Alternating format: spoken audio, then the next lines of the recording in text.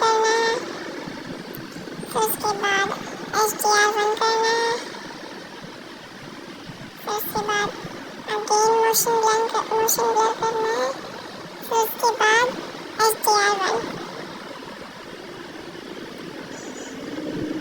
फिर उसके बाद हमें ऐड फोटो करके बैकग्राउंड लेना है। मैं ब्लू कलर का बैकग्राउंड ले रही हूँ, आपकी जो पिक है उसके अकॉर्डिंग आप ले। मैंने ब्लू कलर की यहाँ बैकग्राउंड ली।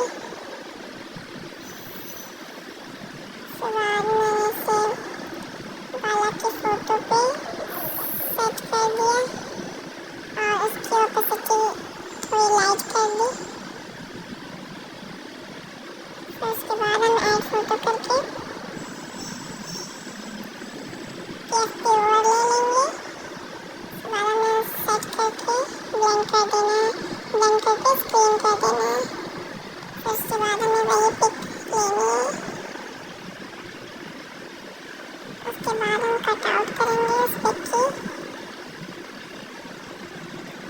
कट आउट करने के बाद हमें उस पिक को उस पर सेट कर देना है।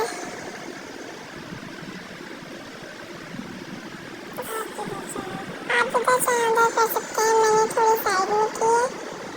और उसके बाद हमें स्टिकर पे क्लिक करके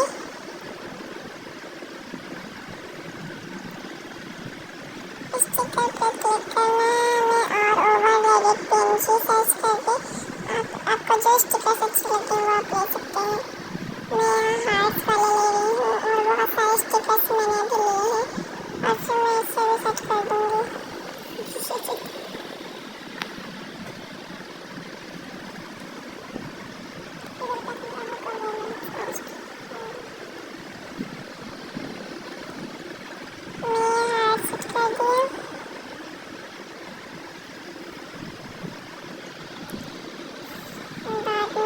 स्टिकर सेट कर रही हूँ।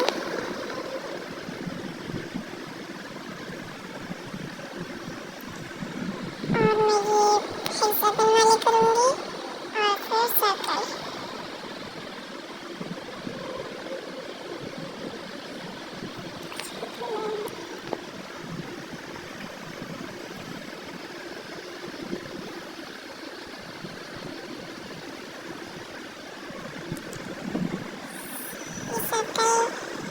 स्टिकर लेकर मैंने इसको सेट कर दिया है और हमारा PFP रेडी है।